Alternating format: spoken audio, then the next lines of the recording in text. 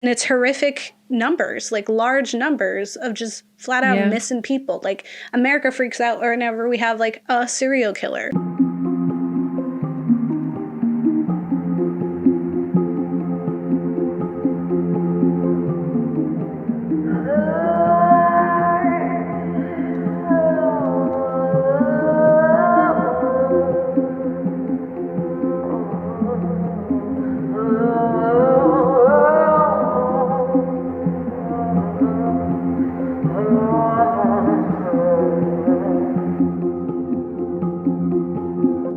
Hi, I'm Kat. And I'm Gabe. And we're the Ghouls Next Door. Doing it. Talking spooky stuff. Spookiest of stuff. And saddest of stuff. Yeah, that seems to be the theme. I mean, I guess it makes sense because the world is sad and filled with trash humans. And like horror is always like it's not like a fun, it's not. Yeah. You think we would have got used to it by now. Yeah. As I have now in the last few episodes been known to say, we can trust horror to be horrific. So history's that. History's horrific. Everything's horrific. Everything's sad. Yeah. So we make films about it to feel a little less sad. Mm-hmm. I think that's definitely it, totally in essence. Because, horror is a genre that allows for a lot of things to be said in a less, policed way. Yeah. Yeah. We try. We try. So this is a continuation of our For the Culture series. Today we are taking a trip to Mexico with Issa Lopez to talk about Tigers Are Not Afraid, which is another favorite among the horror community and also available on Shudder. Yeah. Yeah, we keep doing that. Shudder's got it. Just seems to be home. I don't know if it's the only home, but that's where I watched it. Shudder seems to be a really good place for me. Too. And it's a great film. It's unique. And we'll talk about why. So Issa Lopez even said she wanted it to kind of feel like a documentary about Mexican drug cartels and its effect on women and children, and make it fantastical because it's about children. And I think she does that. So there's the whole documentary aspect because it's, there's a lot of things that are based on truth. And she starts off with stats and information right at the beginning to kind of put you in the mood. So Kat, take it away. Yeah, I'm going to tell you some really sad stuff as usual, because history is horrific and sad. So Tigers Are Not Afraid is a really emotional film, as I guess you would expect it to be, since that was kind of what the director sought out for it to be. And it has a lot of violence against women and children in it, kind of similar to what we saw in Impedagore, in that women and children are at the forefront of the violence.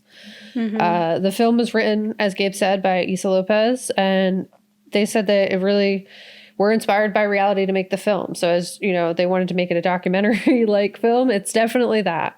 And I read an article in NPR called "In Tigers Are Afraid, a Dark Fantasy Amid Mexico's Drug War." And the director explains some of what inspired the film, obviously reality, as we said, but there's a universal fascination with the figure of a drug lord and with cartels, and a certain type of romance even, which is terrible, that has emerged from it, she says. But nobody is talking about the children left to their own devices because their parents have been taken. Their parents were displaced or sometimes killed. Nobody is addressing this as the proper war it is, and it felt as it was needed, that the story of someone needed to do it. So this story needed to be told, so there's I'm gonna do it because no one else is. So and I did some research on the reality that Issa's talking about. So the information I found was really heartbreaking. The brutality against women and children in the film is based on very real things that are extremely horrific. So I read an article from The Guardian called "Mexico's Murders, Women Rise Sharply as Drug War Intensifies." A report from Mexico's Interior Department states that the annual femicide, which is the first time I've ever heard that used, which is the murder of females, essentially, rate in 2016 was 4.4 per 100,000 women. The report goes on to state that Of the 52,210 killings of women recorded over the 32-year period, a third of that number took place from 2010 to 2017. The article states that the rise in killings of women coincide with Mexico's militarized offensive against drug cartels, which was launched in late 2006 by then-President Felipe Calderón. But the highest violence rates and femicide rates take place in areas with high crime and drug cartel presence. Many of these murders taking place after kidnappings and done outside of the home. So essentially, not so much like domestic in-home violence, but literally women being taken from their cars, public places, and being like kidnapped or murdered. The study also said that while the vast majority of male homicide victims were killed by firearms, many female murders continue to be done in the most cruel means, such as stabbing, beating, strangling, and that really reflects the misogyny that is like inherent in the area. Yeah, those are more like emotional, personal murder than just a gun. Yeah, and it extends both like just through all outright murder to also like sexual assaults, also to trafficking, like sex trafficking, and a lot of women have just gone missing. And Mexico does not have a set up DNA bank to track all these people. So a lot of people who go missing are either never found, or bodies that are identified, it's very hard to figure out whose body it is. And the article kind of continues. It says that this is happening because there's just been this cultural pattern in devaluing women and considering them disposable, allowing for a social permissiveness in the face of violence and ultimate expression, femicide. So like that these women are being murdered in such a way that it's showing that culturally they are not being valued as human beings, because they're being like killed in ways that are very grotesque or cruel. The horror of this continues with the disappearance of girls and women across Mexico. In an article, Mexico's Missing Girl Canal, there's a focus on Edomex, which is claimed to be a powerhouse of Mexico City's modernization. However, it's a place that's kind of deemed very unsafe for women in the article. It says Edomex is a no man's land. It doesn't exist to the outside world, said Cynthia Galicia, a legal expert of the National Autonomous University of Mexico. This is stated because 1,258 girls and women have been reported missing in Edomex between 2011 and 2012. 53% of that number were children aged 10 to 17. To make matters more horrific, over 448 women have been murdered in this state. Their mutilated bodies left and displayed in public places like roads, parks, and shopping areas. This is not the first instance of this, where 379 women were sexually assaulted, murdered, and dismembered in Ciudad Juarez, their bodies left in the desert. So it seems like there's this like trend of violence against women, and specifically like in this most brutal, horrific way. But there was this one story of a girl who they found the body of, but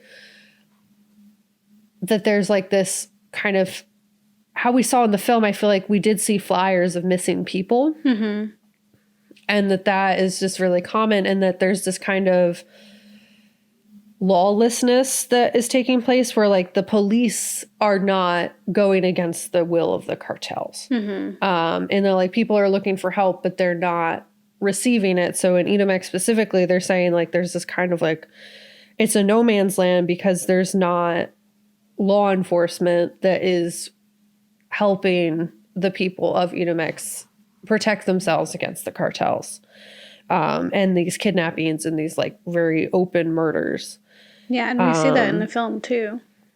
And it kind of just goes on to suggest that there's like hypothesized violence is linked to big business owners, corrupt politicians, and organized crime, and that there's just no investigation of these crimes, so that the crimes are happening and that there's no way to like make up for all the crimes that have been like find justice for these people because they're just being ignored. And they're saying that the violence has increased because of like the lack of criminal justice presence.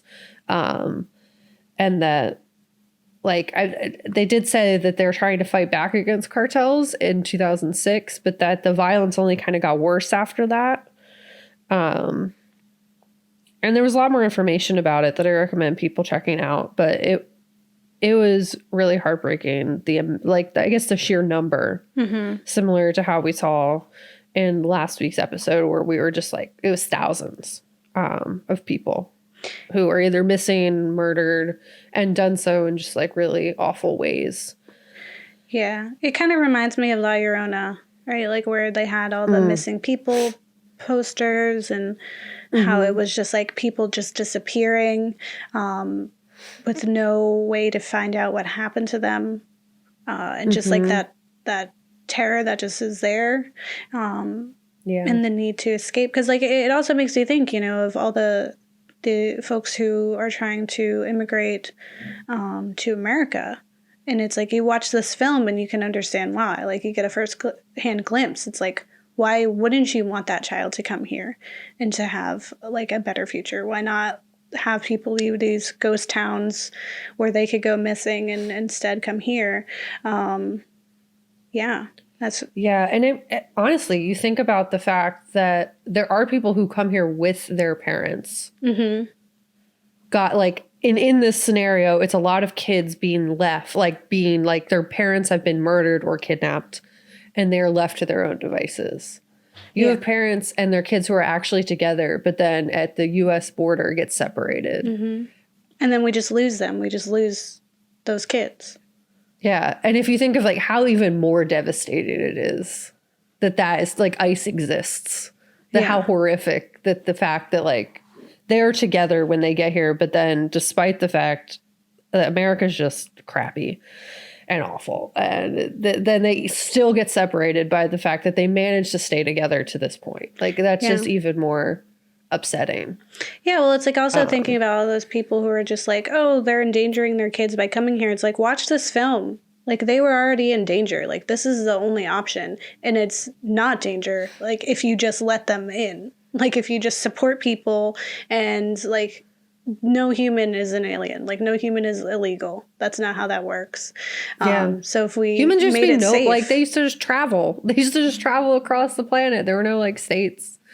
We were nomadic. Like no one like this earth does not belong to anybody. Yeah. Just it should be safe, and then we could potentially not have stories like this. And it really is sad that how it has infiltrated so much, like that. It's a lawless land. Yeah. And it's just really, it outlines that it's really gender specific, that they're like gender hate crimes, essentially. And if women aren't being trafficked into prostitution, that they're basically being murdered in just like really gruesome ways. And I remember in the film, they were calling the main child, Estrella. They kept like, when they were chasing her, they were like, come here, you slut, like stuff like that. It's like, she is 11 years old, maybe. And like, what? Like, it was just like very much evident that like there was this hatred of women. Yeah. In that, like, they extended to girls, like children.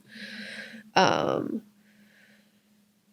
it was like really sad. And and you can see it evident in like what was happening during this period, and likely still is. I will say that it was a little bit challenging to find anything that directly called out cartels. I was able to get like information about cartels, and once I got more specific with my search, after kind of really establishing which thing I wanted to research, it was a little bit easier, but it seems like they're still able to protect themselves in some way from even the media. Yeah. Well, it kind of reminds me of like the One Child Nation documentary and how it was just like closed out. Like if they don't want you to get the information out there, it's not getting out there.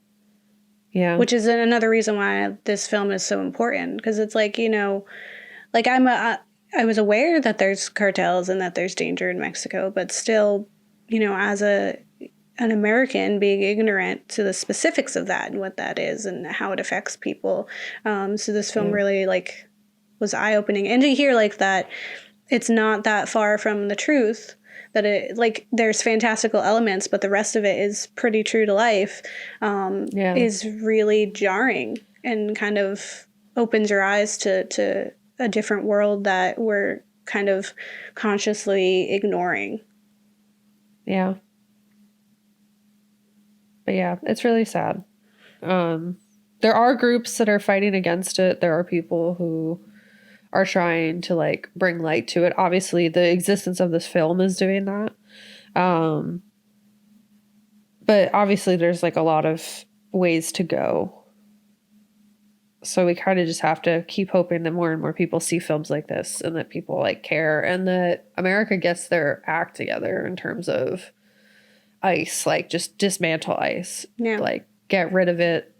It's not helping anyone. If anything, it's actively hurting human life. That needs to be like, if anything, have already gone through a lot and needs support and protection. Yeah, those are human beings. Yeah. Yeah. Hashtag abolish ICE. Definitely believe that. And definitely check our show notes in our blog for links to more information. And we also include ways to help or resources if you want to help contribute to make a change and support the causes that are out there. So if you check our show notes, we will have some links there. Yeah. Definitely do your own research. Obviously, I'm not an expert. I do claim to be a historian. But recommend people do their own look into this stuff because it was a lot and it's not enough. I cannot cover the depth of a history of a culture in like 15, 20 minutes. So highly recommend doing, your own research and finding information yourself. But this is like a little dip toe into what's going on. We are talking about Tigers Are Not Afraid from 2017, and I'm going to tell you what it was about. A dark fairy tale about a gang of 5 children trying to survive the horrific violence of the cartels and the ghosts created every day by the drug war, directed by Issa Lopez. Yeah. Who's a new favorite. So I am an absolute sucker for magical realism. It is one of my favorite genres of anything. Like I just really enjoy, weaving fantastical elements into very real trauma. And that's how we cope as creative human beings. Some of my favorites being, Toni Morrison, love her, Guillermo del Toro, which you've heard me talk about a lot, and Octavia Butler, and now Issa Lopez, because she did a great job. Tigers Are Not Afraid has been compared to Pan's Labyrinth by Guillermo del Toro, and I definitely see that comparison. Like there are quite a few things that are kind of similar. And just that comparison is what piqued my interest in the beginning to even cover Tigers Are Not Afraid. Which, that's a big compliment.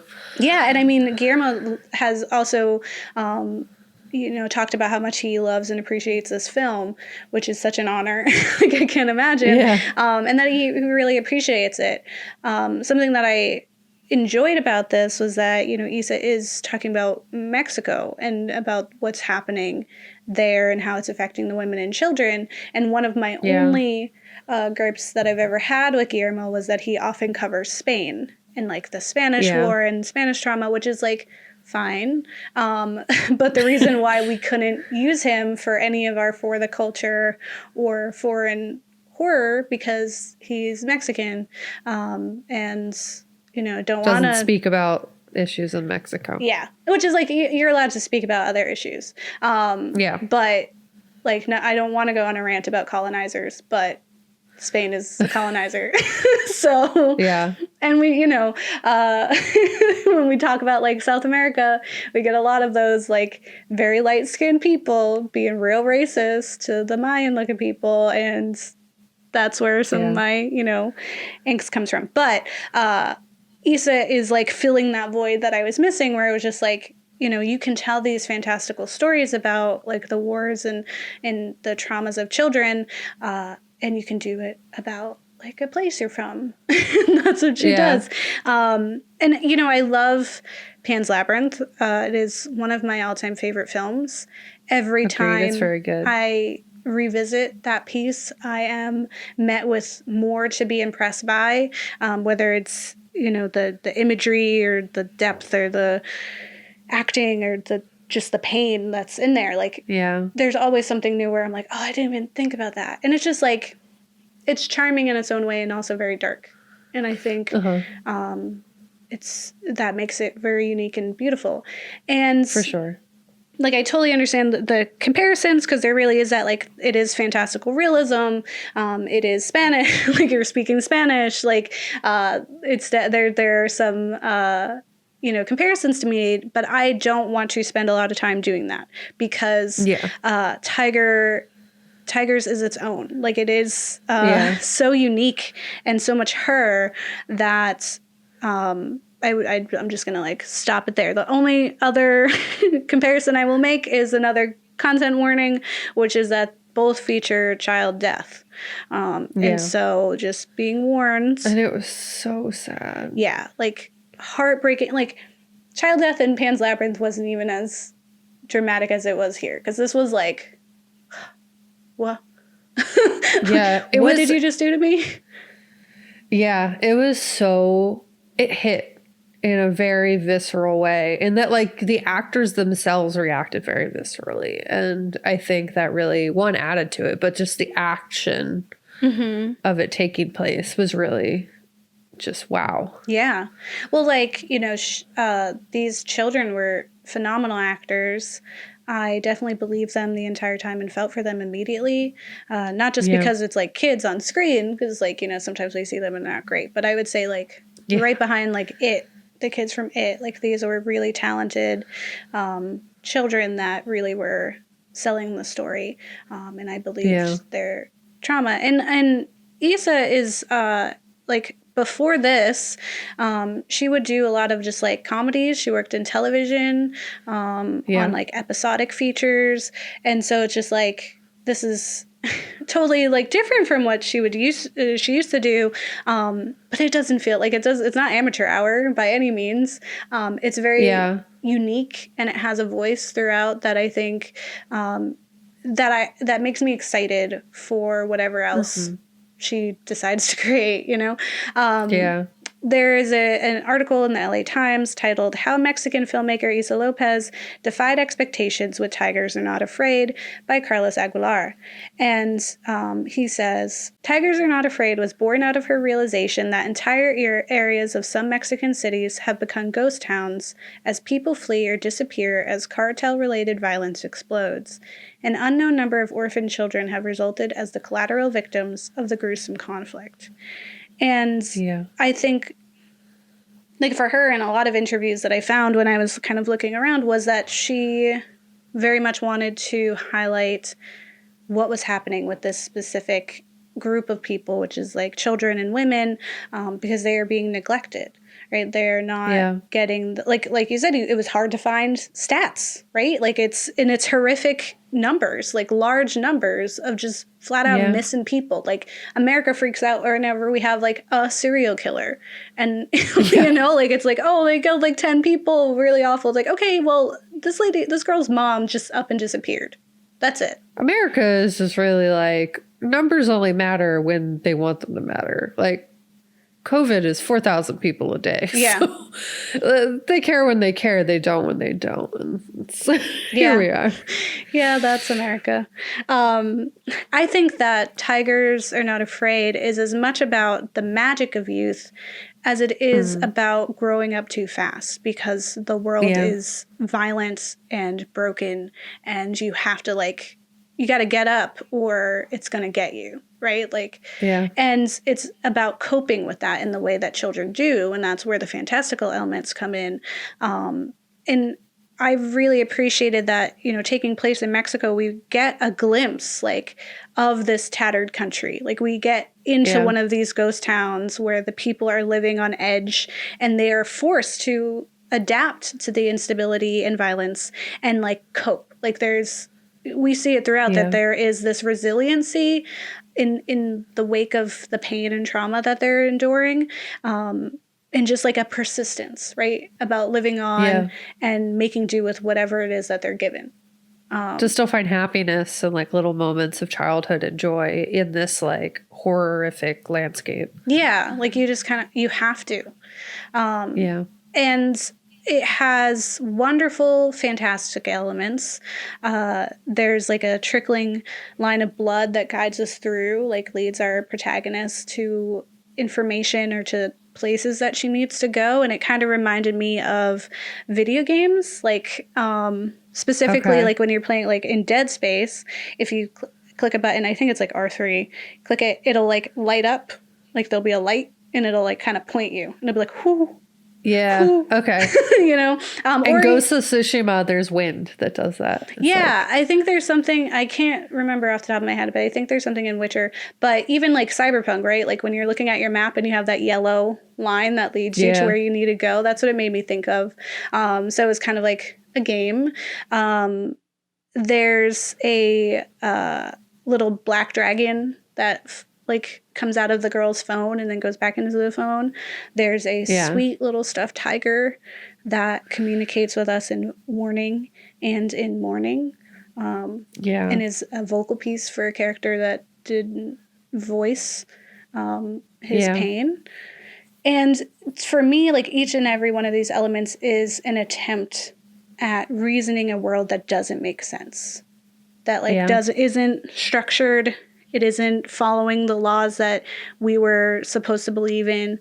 And it's hopeful, and it does bring little moments of joy when we're watching it sometimes. Like when Estrella tempts the boys with the vision of a zoo that has a football field and a palace, like place that they could run away to. And then they find one, right? Of course, like the zoo is that aquarium broke, and now there's like fish like struggling to survive in this little place. The football field is really just a room that's full of soccer balls. They have like a theater that's emptied that they do their little talent show.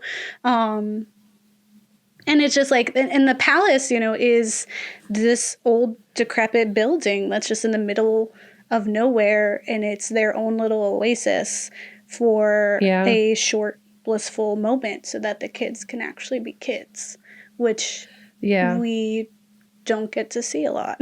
Like, or when we do, it's really like, I said it in the beginning, I was like, this hits heavy already, because when she's like walking from the school, there's a caution tape off place and the kids are playing in there, and I was like, this is really heavy-handed. Like, they're playing limbo with a caution tape for someone who was killed. And it was like, here is this dichotomous world where there's violence and pain and also child joy because they have to do it, right? There's an article in the New Yorker called "The Haunted Street Children of Tigers Are Not Afraid" by Anthony Lane, and he says, her film is forever suggesting that the urge to tell stories about oneself and the nourishing virtues of play can be a means of survival. Some kids lark around with crime scene tape yards away from a body on the sidewalk. Others burn a discarded grand piano for fun. Shine and his crew hole up in what was once a fancy house where ornamental fish, freed from their tank, still dart about in a puddle on the concrete floor. Upstairs, the lads enjoy a game of soccer, inking numbers on one another's bare backs with a permanent marker to make up for want of t-shirts. Because it's like, you know, kids are resilient at the end of the day. Like, this is what they're gonna do. Like, they're gonna find joy and they're gonna allow themselves that joy. And I think that is a strength that adults don't always have, which makes this story very unique, because we can get a glimpse into a very intimate and vulnerable space because it's through the eyes of children. I think one of the most impactful scenes, and one that set the tone for what this film was going to be, is when Estrella is at school. And she's been living at home alone and is just kind of going through her routine and holding on to like the comfort and habit. And she continues all the way to the point where she continues to go to school. And you think like, as like American kids, you would think like, oh, I like, you know, oh, we don't ever want to go to school. If your parents weren't home, you wouldn't go to school, you know? But for me personally, that struck as someone who's had like a dark history and difficult childhood, that there were many times where not going to school was an option, or like there was things going on where it was like, you can't go to school, where I went to school because that was my escape. That was my oasis. Yeah. And it was same normal. Yeah. Like it was like, I can go, I can focus on studying. I can see my friends. I can look at the board and just for a few hours, not be aware of what's happening elsewhere. Yeah. It was like the one thing that was normal. Mm-hmm. Like it was not chaotic in any way. Like you knew what to expect.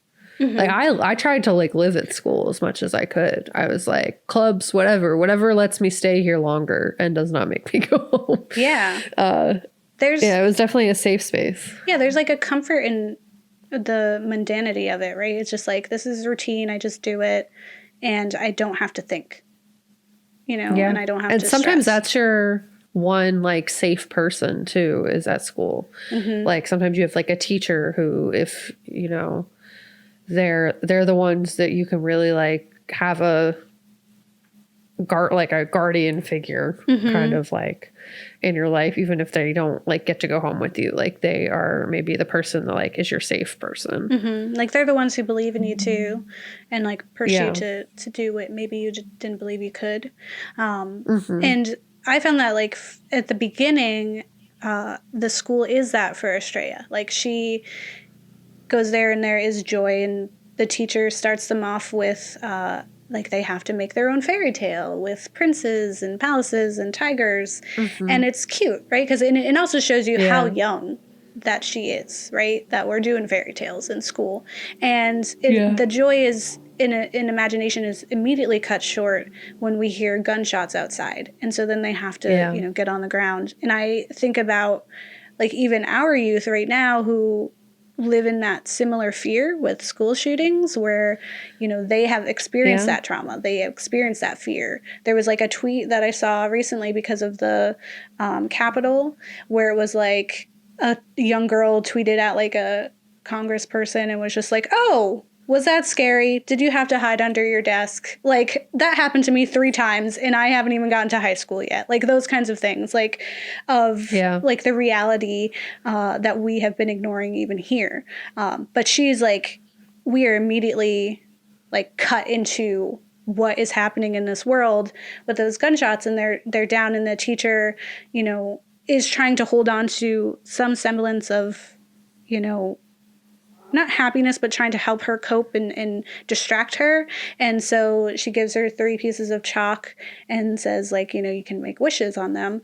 And similar to the monkey's paw, although her wishes come true, they come at a steep price.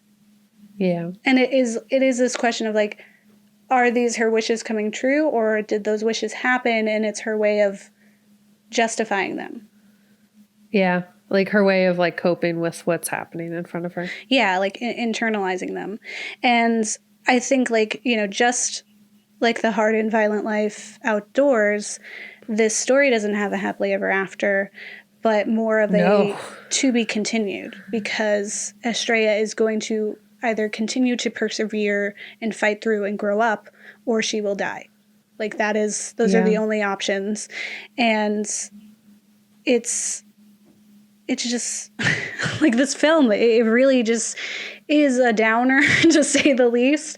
But in a way that I think opens you up emotionally. And it, you know, that scene is what kicks us off into the world. So that, you know, one of her havens is closed, the school gets closed. And then Estrella is then forced to leave her home because she is hungry and her mother's not there. And she is forced to break each piece of chalk to grant those wishes, ultimately. Like, she can't even hold on to those. Yeah. So the horror elements in this film kind of reminded me of Crimson Peak. And again, I don't want to compare her to Del Toro, but I also brought Crimson Peak up in Empedagore, so it's safe. But in that same way is like, there's like creepy, scary things that are kind of silly. Like in Crimson Peak, they weren't really scary. But they were also kind of scary. Like it was like they're what you would imagine someone is personifying as something scary. Yeah. And these definitely felt like a kid that is disassociating and projecting monsters into reality. And like, I didn't feel like they were so scary as much as like the environment was scary and what was happening was scary. And even still, like, there was a comfort in them too, because you didn't know if you should trust them because they were also helping. Yeah. Like, they also warned her and like protected her at times. So it's like, what are these? Should we be afraid of them? What is it? Which I really enjoyed. And I think like all magical realism, we have like a fictional and a fantastical explanation for the events. And then we have the blunt, unapologetic reality, right? And Estrella is haunted by a mysterious woman who at first seems dangerous to her and then later is like prophetic and protective and is her mother. Yeah. And it's like, we didn't even know that, right? Like, so, and it's like, what is that really? Like, at the end, is it just her ability to, you know, try to protect herself and persevere?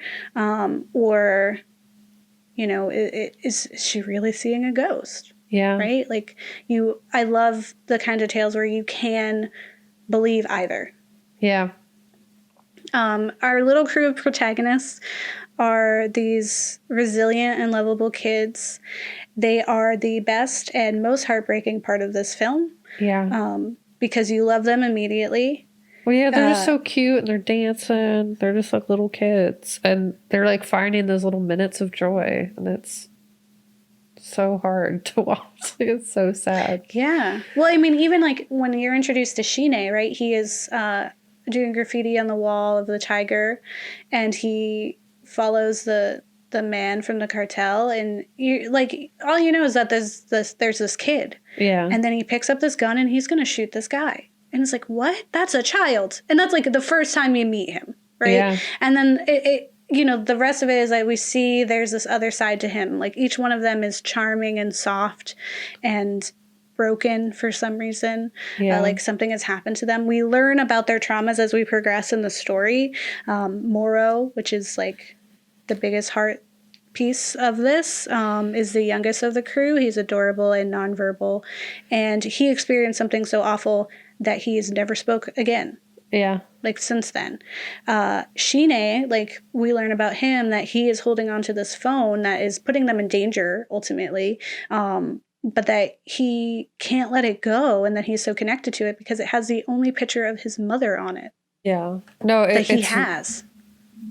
I loved his character probably. I loved Moro too, but he was my favorite because he really just had to like grow up, and he was the oldest of this little group, and he like was trying to be like act as the oldest. Like he grew up so fast and is just trying to like keep some semblance of normalcy for him and his friends. And he's trying to be so strong, and it's so like, spoilers, but like the end hurt me in such like I wanted him to be okay, and when he wasn't, I was just like, oh yeah. Well, and because he strives to protect them, and this is his own little family. There's a lot of like in some of the articles that I was reading, there's often a comparison to Peter Pan, right? So like he's Peter Pan, she's Wendy, and these are the Lost Boys. Yeah. We are all we have. We've made our own little community, our own little family, and we protect each other. And it's very clear that that's it, right? Like that they made their own family with each other and are as much like brothers as anything else. And he is, you know, the pseudo father and she's a pseudo mother in this circumstance of like taking care of them and guiding them. And that's why it's so heartbreaking when we lose some of them. And it's just, I think they're very deliberate and beautifully crafted as characters. Anthony Lane from The New Yorker, which I mentioned earlier in this article, also says, and Every time I make a wish, something really bad happens, Estrella says. The phantasmal, in other words, offers no respite. It is simply part of the detritus that litters the townscape, making it that much easier for the residents, who are all too accustomed, God knows, to a ruined reality, to escape the imagined as true. What's more, there will always be times when the visions run dry, and even the imagination gives up the ghost. As Shine says to Estrella, there are no wishes, there's nothing, not even tigers. We're all there is. And in the end, we are confronted with the sharp reality of the world, that there is no real escape from the pain and suffering, and that Estrella will grow in this ghost town, or she will die. Like the many other children who are lost in the shadows of this war that they have no part in. Yeah. And you do get to see like the little like naivety of like these young kids, because when they try to take the phone to the police officer and the police officer just rolls up the windows and runs away. Like, well, because they say, do you see who's in there? Because it's a politician. That's how deep it goes. Yeah. But like, you get like this naivety of the kids, like thinking it is safe to do that, and it's not. Well, yeah, like he one of the kids, I can't remember which one it was, one of the side character, like the other kids was like, this is a bad thing happening. So who brings justice when a bad thing happens? And Shine says, not the police. Yeah. And then they like go to the police, and of course the police are like, who do you see who's on there? Like, we can't get involved in that. And it's like, that one little scene was enough to show us like how deep it runs, because now we know that this villain, the penultimate villain, is this this politician who we've seen his face all over town, who claims that he's going to clean it up, but he's the one who's doing it. Like, he's the biggest monster of them all. And so for a fact that there's no getting out of it. And the fact that the police know that too, like, this is just, it's over, right? It is that corrupt. I think there's, an element to it where, in your section where you talked about how she said, there's like a romancing even of the cartel bosses. Yeah. And I think that El Chino had that too. Like, there was a swagger and like a confidence that he had. Like, no one's going to defeat me. That's how high I am. And definitely not children. Look how many I just kill all the time. There's a whole room full of the people I killed. I don't know their names. I don't know which one it is. How am I supposed to know where your mother is? And like the audacity of that, like the power that he has and cockiness. And it was a really traumatizing villain. Yeah. He was, that little ending was probably one of the, and I thought child being eaten was the worst thing I had ever seen. And then when I saw like him attacking the children, I was like, oh God, no, this is living forever in my brain. I'm just going to be sad. Yeah. And it's like, for me, I had like a horrible thought when, the awful happens where, it's like he wished for the scar to be gone, and it was. Yeah. It was replaced with a new one, but it was. And I was just like, it's such a twist of the fantasy that that's what happened, right? It's like, oh, you think you're working with magic? Well, the magic is evil too. Yeah. And that really hit me and affected me in such phenomenal film. Yeah. I mean, for rating, I would say like the little, like the Lost Kids, and then like for like, if you hate it, it's like El Chino, because he was evil. So Kat, for the topic. El Chino, because it's so sad. Like the fact that this film is realistic, like that is happening to real children and real women, and is so upsetting. And that there's no justice for it. Like the fact that it's so corrupted to the point where nothing is safe. Yeah. Is just so unbelievably upsetting. The film was amazing. So Lost Boys for the film. What about you, Gabe? Yeah, I agree. Like, I think like with the like that it's El Chino for the war there, because like even like we don't even get the performed justice that we get in La Llorona, where we attempted to hold someone accountable, and of course there's not just one person, but at least we had a name that we could be like, this guy, right? With this, it's like we can't even do that. Like, yeah, we have El Chino in the film, but it's like clearly it runs too deep in there. The fact that we can't even find them or know who's missing and who's murdered and who's like, it's just so infinite, the loss, that there's no way to find justice. And that also there's no escape, like that, you know, our country is making that difficult too. Like we are just keeping them there and keeping them in danger and keeping those children that way, and then hurting them even further when they get here. And it's a darkness that is just like infinite, I think, and it's traumatizing. But I agree that I think the film is definitely Lost Boys, that it is a mouthpiece for things that we either neglect or ignore or just are ignorant to, which happens quite a lot. I think it is beautifully crafted. I have no complaints. I think it was, the fantastical elements were great. I think, like, even though I compared it to Crimson Peak, it was better than Crimson Peak with those horrors, because it's a kid. And I was like, a kid would believe that. And I thought it was charming too. It broke my heart. Absolutely broke my heart. And my heart will always have that piece in there. And it makes me thankful, because I would rather know and to have felt that than to be ignorant of it. Yeah, agreed. And so I really hope Issa Lopez does more. Yeah, me too. Definitely watch it. Definitely watch it. I know that we said all these really sad things. It is very sad. It's worth it, though. As long as you know, if you can handle it, right? Like if you can handle that kind of trauma, do it. I think it's beautifully crafted. And if you can't handle watching it, then do research and at least know that it exists. Yeah, share this episode to other people so they know what's going on. You know, like, subscribe, comment. Let us know what you thought of this film. Let us know what you think about Guillermo del Toro. You know, I love him. And, you know, how to hopefully change it. So we'll definitely have resources in our show notes and on our blog, as well as resources to what we got, like our sources for where we got some of this information, so that you can do your own research and you can dive deeper into it for sure. than our little hour can give you. But don't get married. Delete your kids. Delete your kids. Which is like a better alternative, honestly. Yeah. Than what happens here. Exactly. But hopefully Estrella perseveres. She has such a wonderful name, too. Yeah. This baby.